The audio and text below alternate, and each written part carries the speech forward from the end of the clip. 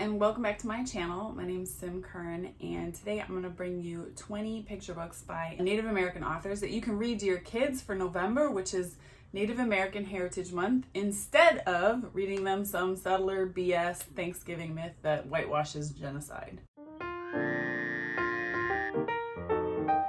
Today I'd like to start with a land acknowledgement. I'm filming in Houston. I live in Houston, which is on Attakapi-Ishak territory. Every Thanksgiving I try to give what I can to the Attakapi-Ishak tribe, and I encourage you to do the same thing. I'll have a link to their tribe below and also a link to a map where you can look up where you live, like whose indigenous land you're living on, and it'll connect you to a tribe where you can donate to that group, because all of this land was stolen through genocide. If you live in North America and you're a white settler, I strongly recommend that you give to the tribes whose land you're living on. Also, let you know what I'm reading this month for Native American Heritage Month as an adult. I'm reading Our History is the Future by Nick Estes. The history of indigenous resistance, kind of ending with Standing Rock, but starting really from the beginning of European contact with the Lakota, Dakota, and Nakota tribes. It's extremely depressing, obviously, but it also has really important lessons for white settlers and for anyone involved in anti-imperialist resistance. So I really recommend Our History is the Future. I think every white person living North America really should read this book. So with that, let's get into the picture books. I strongly discourage all parents who care about truth from, reading happy first Thanksgiving stories to their kids. The original Thanksgiving was a celebration of a massacre, of a genocide of over 700 Pequot men, women, and children. That was the peace that they were giving thanks for. This was not, white settlers and Native Americans coming together in harmony. This was a celebration of a massacre. For our 3-year-old, we're not really focusing on the genocide stuff yet. She's really young, but I think we can spend time this month instead learning about Native American peoples, starting to understand, a little bit about their cultures, that there are many different cultures. And it's been really great reading all these books. I've had these books now for a few weeks, so I've gotten to read them to her at bedtimes and nap times quite a few times. And it's been a really great experience. So with that, let's get into the picture books. The first one is Sweetest Kulu by Selena Kalik, who's an Inuit. And it's illustrated by Alexandria Neonakis. So Sweetest Kulu is about the day that Kulu was born, and the winds and all the animals came and sort of gave Kulu blessings, like positive qualities. So adventurous snow buntings came reminding you to always believe in yourself. Happy Kulu. And the seals came and brought creativity. Babies would enjoy this book, so babies all the way up through older kids, I think. There's high enough vocabulary that it is developmentally appropriate for older kids. The art is really gorgeous, and it's going to keep them engaged, but it's sweet and simple, and there's few words per page, so even really young readers will also enjoy it. I think this book is just absolutely wonderful, and my daughter loves it, and it's a great book for every family to own. We Are Grateful, Ocheli Heliga by Tracy Sorrell, who's Cherokee, illustrated by Frene Lassac, who I believe is not Native, or it doesn't say that she is in the book. This is a book taking you through each seasons of the year and talking about different Cherokee festivals and activities that go on during that time of the year, and reminding you to be grateful, which is Ocheli Heliga is a Cherokee term for we are grateful. My daughter really likes this one as well. The age where she's fascinated by the different seasons, especially winter, since we don't have that in Houston really. Great book learning about the different traditions that Cherokee tribes observe throughout the year. Reminder to be grateful and have gratitude. So it also kind of works with the nice positive themes of Thanksgiving without feeding into a genocidal myth. You Hold Me Up is by Monique Gray Smith, who is of Cree, Lakota, and Scottish ancestry. And it's illustrated by Danielle Daniel, who does the next 2 books.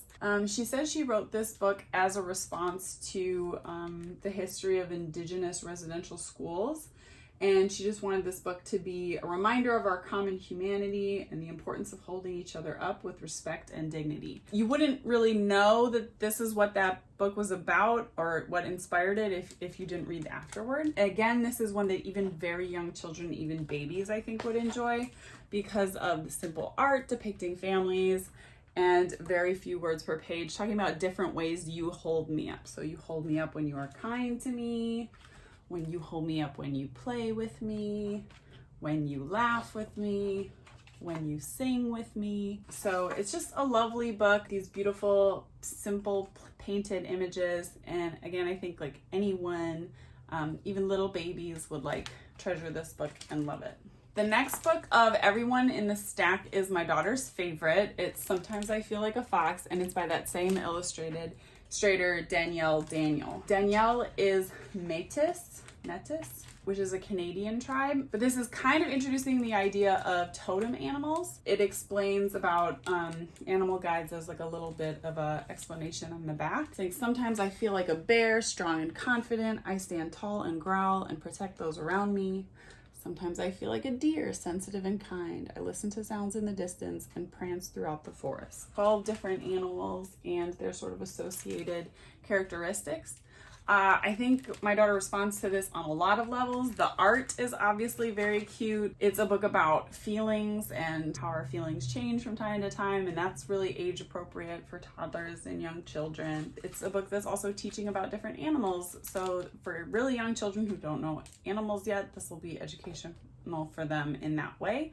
The only thing I would like caution on this book is I've heard from Native people that it can be like very appropriative for white people to decide like thus and such is my spirit animal. As white people, we're not really allowed to claim that, like to claim a spirit animal. So if your kid starts running around saying like my spirit, I don't think they would from this book though, because it's really about just like sometimes I feel like this animal, sometimes I feel like that animal. So I would just caution though any white parents from like encouraging their kid to like pick a spirit animal and announce their spirit animal to the world. Like if you're white, as you're teaching like Native culture to your kids, just make sure you're not teaching in a way that's appropriative. The next book, Sky Sisters, is by Jan Bordeaux-Wabus, who is a Anishinaabe Ojibwe, and Brian Daines, who it doesn't mention if he's Native. So Sky Sisters is about two girls who go out at night, climb a hill in the snow and lay in the snow and watch the northern lights. So it's a very simple story. It's told very poetically and lyrically, and it's a bit long. So with my daughter, my 3-year-old, I have to like shorten it down a little bit or she loses interest. But I was surprised that even though it's just such a simple story with like not that much happening, it's mostly just about describing the fun of going out with your sister in the cold and in the dark and laying on a hill and watching the northern lights. And that's not something my daughter's ever experienced. She's only experienced snow once when she was a baby, and I don't think she remembers it. But I think this book kind of communicates the magic of that. In a way, it reminds me of like the Polar Express, that quiet, snowy night, magical Higa feeling. You're gonna get it from this book, and the paintings are just gorgeous. The artist did a fantastic job. Oh, I love this one. So yeah, I recommend Sky Sisters for those cozy cold nights, or if you live somewhere like here where you really don't get those, you can pretend you're having a cozy cold night in the snow. Okay, as I was getting ready to tell you about this next one, I figured out that it's actually not by a Native author. And all these books I ordered from the library off lists of picture books by Native American authors. So this book has fooled other people before me, and we'll put that to rest. This is by two white ladies, Barbara Juicy and Barbara Lavalle. It is a really adorable, like, Mama, how much do you love me? Would you love me if I did this? Would you love me if I did that? Set in like Inuit culture. But because it's written by two white people, sort of like taking from and profiting off Inuit culture, I'm not gonna recommend it as much as any of these other books. I get any of these others off the list before this one because it's appropriative, and we need more Native authors writing Native stories. So the number of picture books with Native American characters and set in Native American cultures is super small by books by Native authors about Native culture rather than by white ladies. So, speaking of Inuk authors, Aviak Johnston wrote What's My Superpower? And Aviak is a young Inuk author from Igloolik, Nunavut. And Tim Mack is a Canadian-born illustrator living in Vancouver, and I don't think that he's native, but the author is. What's My Superpower is definitely one of my daughter's favorite out of this entire stack. It's also got one of the most contemporary art styles. There's not as many that feel like as modern as this. Like this looks like it could be a Netflix show or something. And so I think my daughter like responds to that kind of art really well. It's also a really fun book. It definitely has elements of Inuk culture in it. It's talking about like the fun of living in an Inuk village where you can ride your bike on the streets and play hockey and there's not a lot of cars running by and it's cold most of the year and stuff like that. But it's also just like a very relatable story about kids being kids. And basically this little girl, Nalvana, is trying to figure out what her superpower is. All of her friends can, do things like she knows a boy named Davide who can run super fast. And she's like, wow, your superpower is being super fast. And she makes Davide feel really good about himself. And then her friend Mata can jump really high off the swings. And so her superpower is flying and Nalvana is so excited for her and makes her feel really good about herself. And it kind of goes through all these different kids. Nalvana helps them discover their superpowers.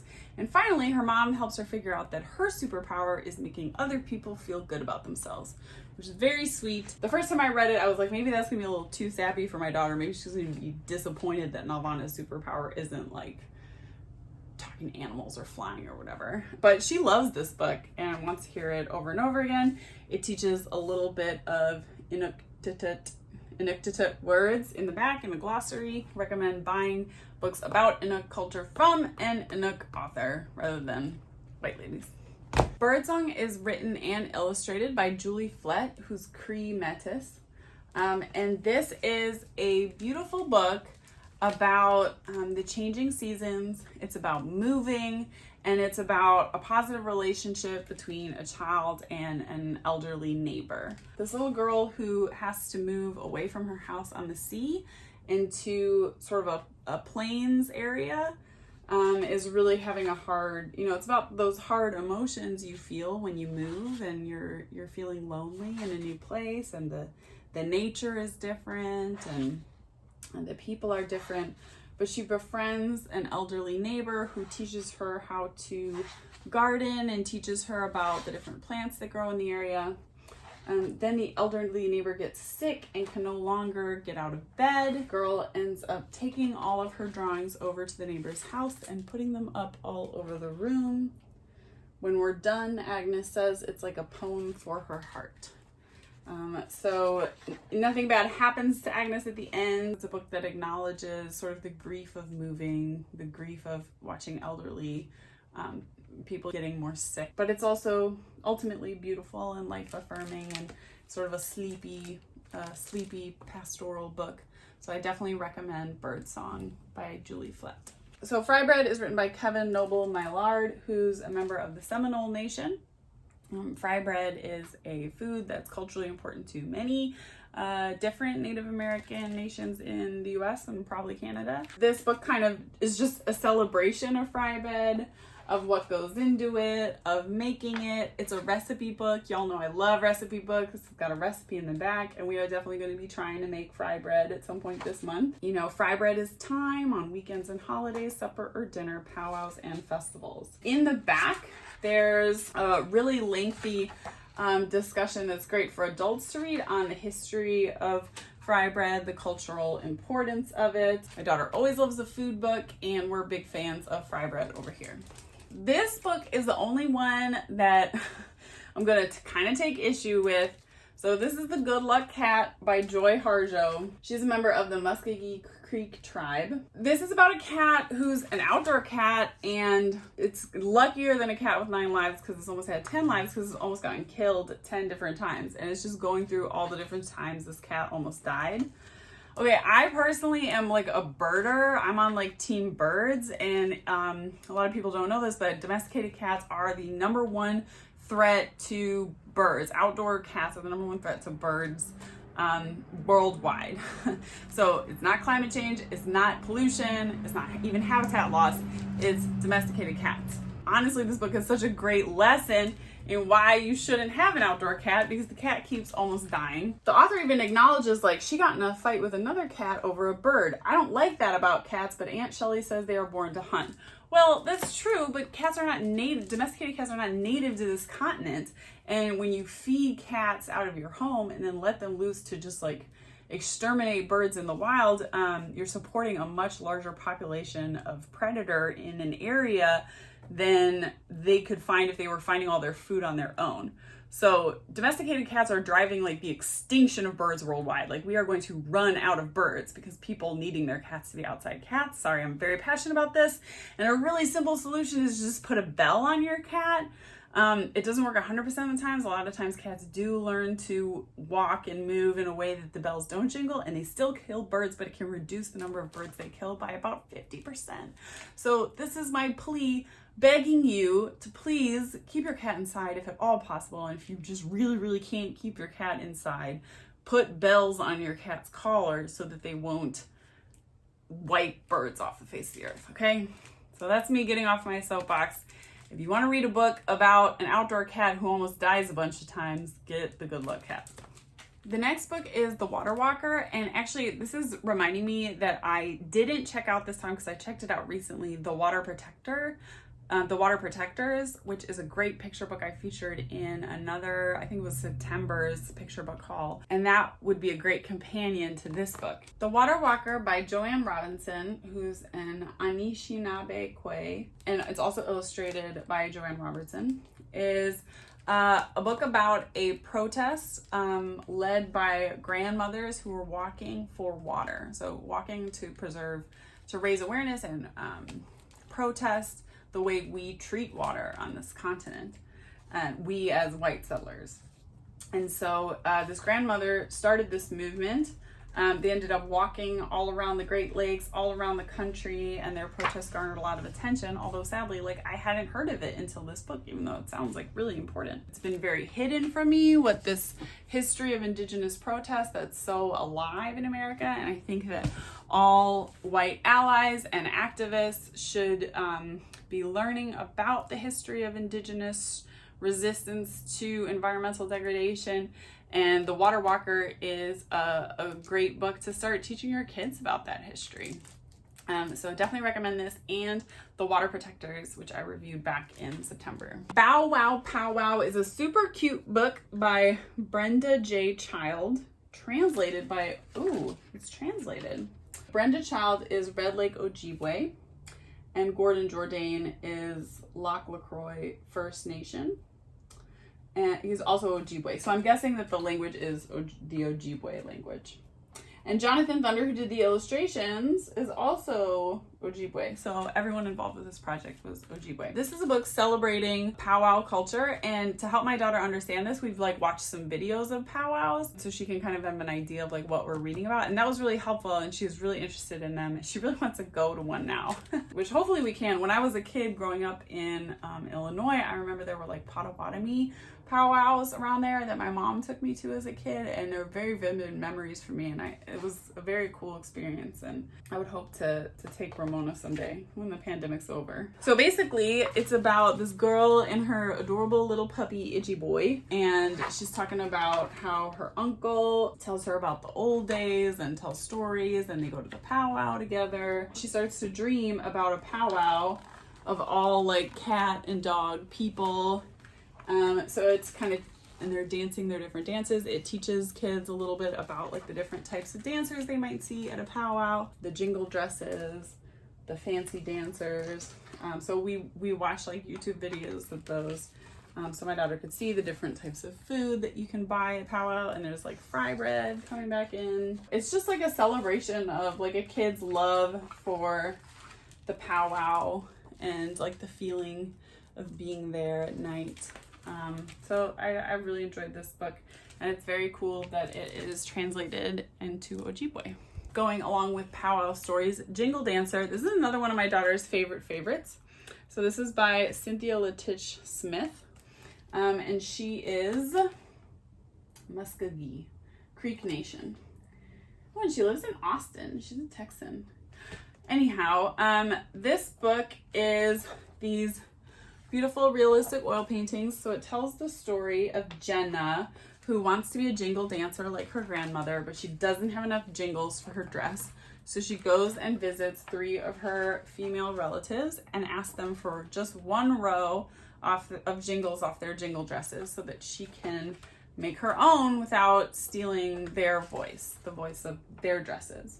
And finally she gets enough rows to make a jingle dress, and she gets to dance in her jingle dress for the powwow. And she's dancing for her older relatives who can't dance anymore because they have a bad knee now, or they're too busy, or they, have to do something else at the powwow. And that's a theme that I've actually heard in a couple of these stories, that like we dance for those who can't dance. My daughter loves this book and she really wants a jingle dress.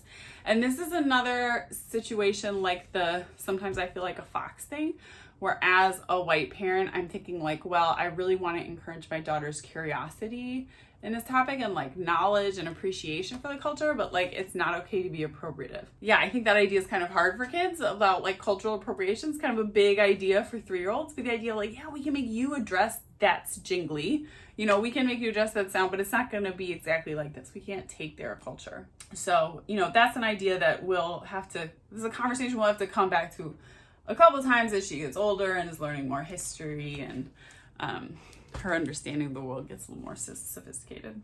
Raccoon's Last Race by Joseph and James Bruchak, who are Abenaki Indians.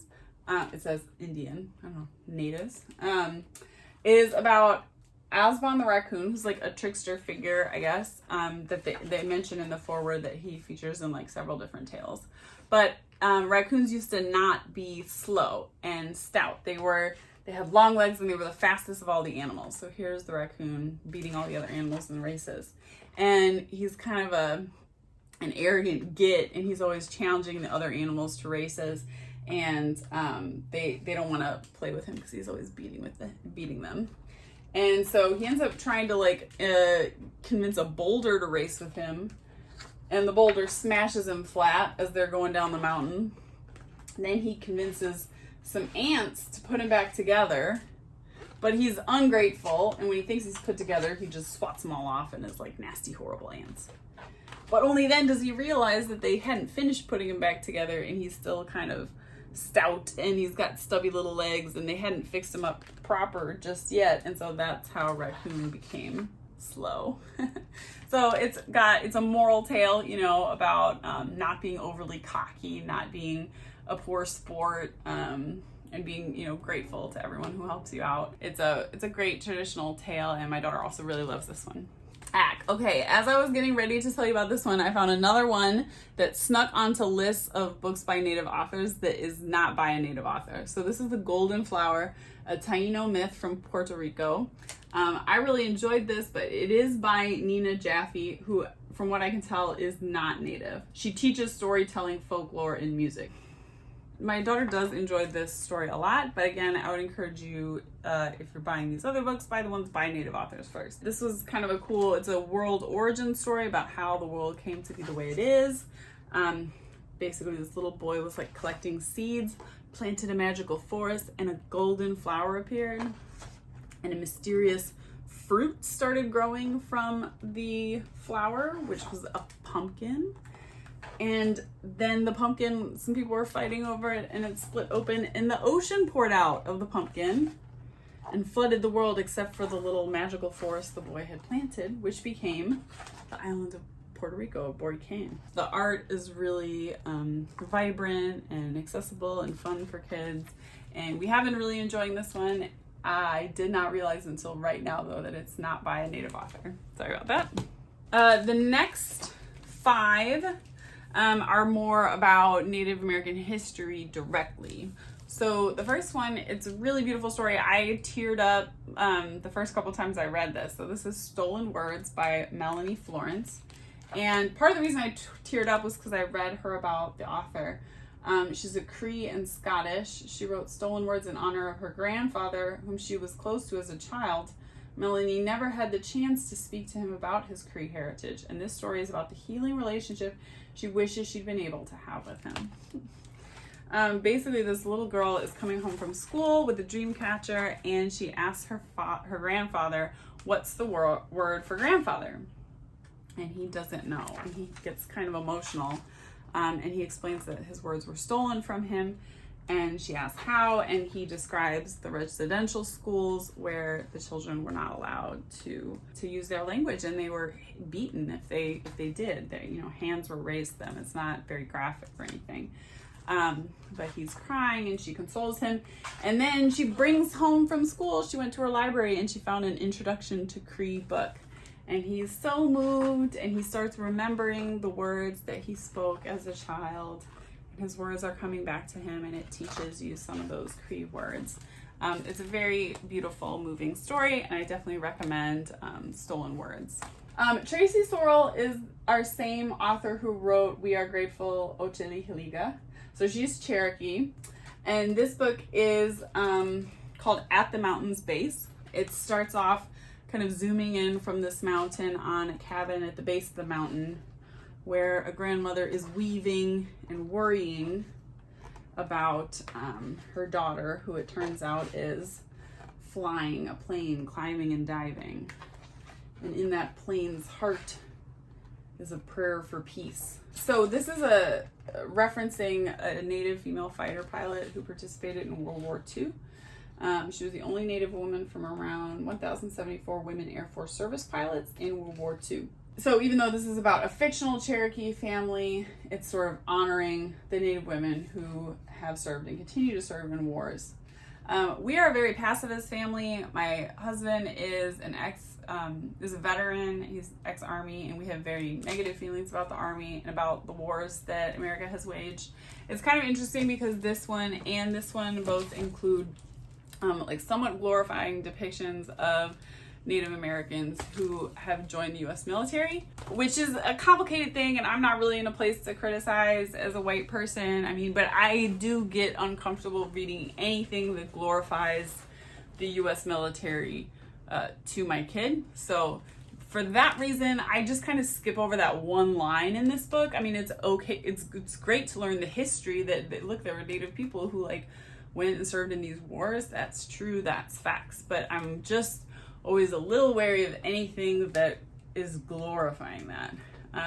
But the art is absolutely gorgeous in this book, and it's also by Tongva. I think this is a Native artist. Pacing is really nice for young kids. There's a lot of art, few words per page. The zooming in mechanic of the story is very cool. But again, I'm just really wary of encouraging any glorification of the military. So again, we see a little bit of that in Go Show the World by Wow Canoe. Okay, so Wow Canoe is a member of the Midwin tribe in Canada. This book is a celebration of Indigenous heroes. In the back of the book, there are kind of somewhat lengthier descriptions of the people who are featured in the book if, as parents, you're not familiar with it. You don't get a whole lot about who these people are, like April Raintree. You're not really, if you don't know who she is, you can look it up in the back, because all it says about her is her heart reigned free, wrote a book about her life, and called it April Raintree. A number of different famous Native people, astronauts, sports folk, but also Pega Magabao, who fought for freedom abroad and right here from home. I just don't personally like the language of people in the military fighting for freedom, because that's not usually what's going on. World War I was not about Canada being freer. It was about treaties and capitalism and toxic masculinity and other crap. So that's my only qualm with this book. It's really gorgeously illustrated though otherwise, and it'll kind of introduce you to a lot of different famous Indigenous people. The last two books I have are actually a bit too long for my daughter. There's just too much text per page for her to sit through, but I really love them, and I would highly recommend them for older readers, and I just have enjoyed reading them myself. So the first one is Tall Chief, America's Prima Ballerina. This is an autobiography by Maria Tall Chief with Rosemary Wells, a world famous ballerina. The story is told in her own words. The art is almost in a Degas style, an impressionistic style, which is really cool. You have a kid who's interested in ballet or taking ballet classes, they really might be interested in this book. This book adds kind of an interesting level of nuance to these stories, like because Maria Tall Chief felt from like a feminist perspective, like women on her reservation and her tribe weren't allowed to dance, and so she ended up feeling like she had to leave to get the freedom to do what she wanted to do in this life. Wanted to live this sort of jet-setting life, in Paris and Berlin and dancing all over the world. So she went out, and did it. The avenues for Native women at that time were very narrow, both in her own community and the white world outside of it. And she managed to find a path to doing what she loved, which is pretty cool. So, Tall Chief. And then the last book, so when I was a kid, I only had one book about Native American people, and it was Hiawatha, which was an illustrated version of the poem by Henry Wadsworth Longfellow, who's a white guy. I would not recommend buying your kid that book, because why not hear about Hiawatha from an actual member of his tribe? So Robbie Robertson, the author, you may know, is the lead guitarist and songwriter of The Band, if you know The Band. And he is a member of, he's a child of Mohawk and Cayuga descent. And this telling of Hiawatha and the Peacemaker, first of all, I remember reading the poem book Hiawatha and being like, I don't really understand what this is about, but it's got pretty pictures and the poem's kind of pretty. This is not a poem. It's a straightforward retelling of the story of Hiawatha and the Peacemaker. It's a beautiful story. It's about a guy whose family is killed. Hiawatha's family is murdered by an evil chief, and rather than seeking to take revenge, he meets a peacemaker who's sort of like a prophet, might be a corollary, who convinces him that the way forward is not revenge but peace. And he manages to bring together the 6 nations. He brings together 6 tribes to live in peace together. This evil chief who had been who had murdered his family and was responsible for the murder of his family, it turns out was sick and was poisoned with evil. And instead of trying to kill him and get back at him, he gives him medicine and sets him free, and the snakes come out of his hair. And then at the end, he turns into an eagle to watch over the tribes. It's a beautiful story about not taking revenge, about choosing peace, about choosing unity as people. I mean, I think it's a really important and relevant message to this day. So I love this book. I think this is one I'll probably purchase a copy of for later when Ramona's older. Hiawatha and the Peacemaker by Robbie Robertson, and gorgeously illustrated by David Shannon. That's our 20 books by Native authors. Sorry that 2 of them ended up being not actually Native authors. I would recommend The Water Protectors by Carol Lindstrom, which again I don't have, but I've reviewed before, and it's definitely a Native author. And I will find some more Native authors to put down in the description, along with all of these links to all of these books where you can get them, so that we round out to a full 20. As a white parent, the experience of reading all these books to my daughter this month, as well as reading it alongside our History of the Future, I've just overall gotten a deeper sense of my own ignorance of Indigenous history and the history of the people on this land. I have a renewed appreciation for how well Indigenous cultures took care of this land for tens of thousands of years, until white European settlers came along, and in a very, very short amount of time, we have denigrated the entire ecosystem on this country to the point of collapse. I think that we need to acknowledge and trust Indigenous people as leaders of resistance against extractive industries that are ruining the planet, against capitalism, which is enslaving people all over and ruining the planet. And I want to be a better ally to Native people in the future. I want to be part of their struggle to regain sovereignty over their land, since clearly they did a better job taking care of it than we have. So I hope you'll join me in reading lots of books by Native authors this month, and that you have as good of a fall as you can, given that we're in a pandemic and the climate is collapsing and there's maybe a coup going on and all that shit. So hopefully reading these books will be a bright spot in your month. And read Native books all year round, not just in November, but definitely do read them in November. And give to your local Native tribe whose land you're living on, probably in a stolen way. So that's it for me today. Have a great month. I'll see you soonish, but I am writing a book again. I'm drafting something. Yes, I am. So I'm actually going to be probably filming less often because I'm trying to spend most of my creative energy on drafting. But I'll be back soon, in a few weeks. I don't know. Take care. Please like, please subscribe, please comment other books that I missed that you'd like to see me review. And I'll see you next time. Bye.